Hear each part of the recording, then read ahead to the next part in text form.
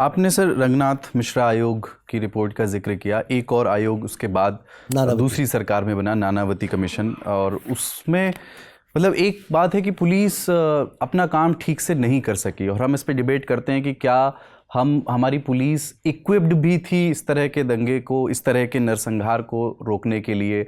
इस तरह की हिंसा कभी देखी नहीं थी, मालूम था कि क्या करना है क्या नहीं करना है, इक्विप्ड नहीं थे या केपेबल नहीं थे वाली एक दलील है।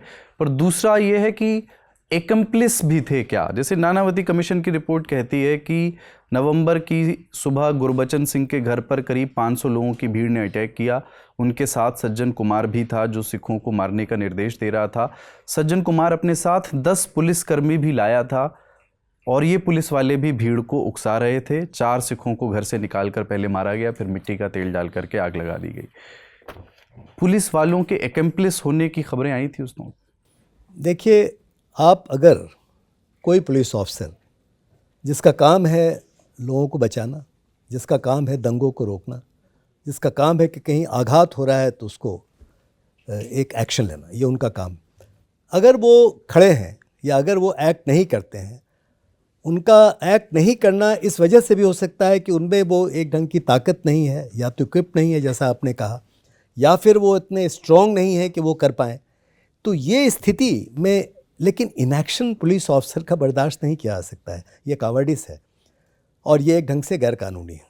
तो जैसे आपने एक एग्जाम्पल दिया, उनके साथ हो सकता है 10 पुलिस वाले हों, चूँकि सज्जन कुमार एक बहुत ही मशहूर, एक बहुत सीनियर पॉलिटिकल लीडर थे। Sajjan Kumar member of parliament भी शायद थे जी। उनके साथ 10 पुलिस वालों का होना बहुत ही एक आम बात है। और अगर उनके प्रेजेंस में तमाम चीज़ें हुई और रोकने की कोशिश नहीं की तो गलत है। आप समझ रहे हैं ना, ये चीज़ जो है।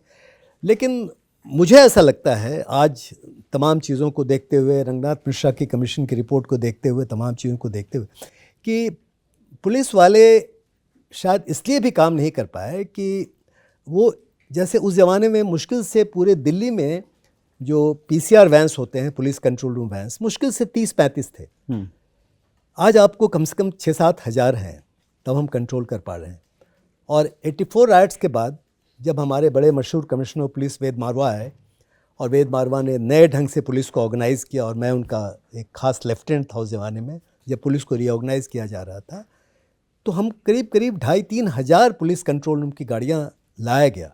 तो बहुत बड़ा इजाफा था ना पूरे शहर में। एक तो पुलिस की उनका नंबर बहुत कम था, इक्विपमेंट बहुत कम थे, मोबाइल पुलिस उस ज़माने में थी नहीं, तो काफ़ी कमी थी, पुलिस की तैयारी में बहुत कमी थी।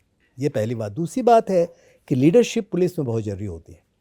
जो आदमी लीड करता है, अगर वो खुद अपने आप को डाल सके वैसी हालत में, तभी लोग एक्ट करते हैं। और मैं कहना नहीं चाहूँगा इस बात को कि मैंने लीडरशिप का इस्तेमाल किया, जो क्वालिटी, ऐसा नहीं कि मैं बड़ा बहादुर आदमी हूँ, मैं बड़ा डरपोक हूँ। फ़ोन तो कुछ आए ही होंगे आपके पास भी कि छोड़ दो, जाने दो, थोड़ा सा नहीं, वो सब तो खैर वो तो बहुत ज़्यादा हुआ। वो तो इसमें किसके फ़ोन कमीशन की रिपोर्ट में नहीं, कमीशन के रिपोर्ट में एक उस समय के हमारे मेंबर ऑफ पार्लियामेंट थे, MP थे, जो बहुत ज़ोर शोर से सामने आए।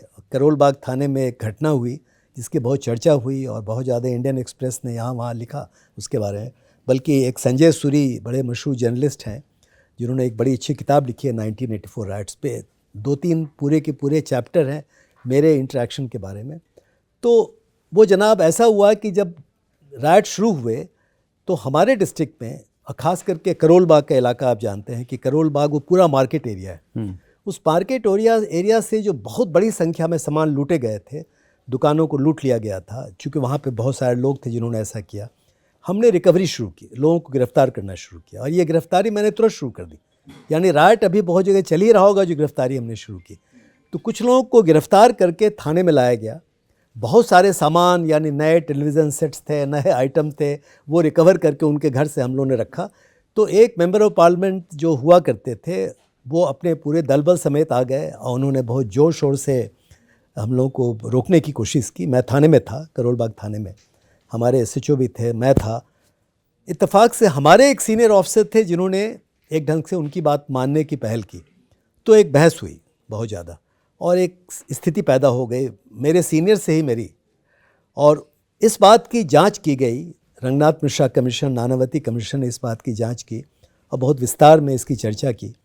तो ऐसा भी हुआ, मतलब इस ढंग की घटनाएं भी होती रहीं।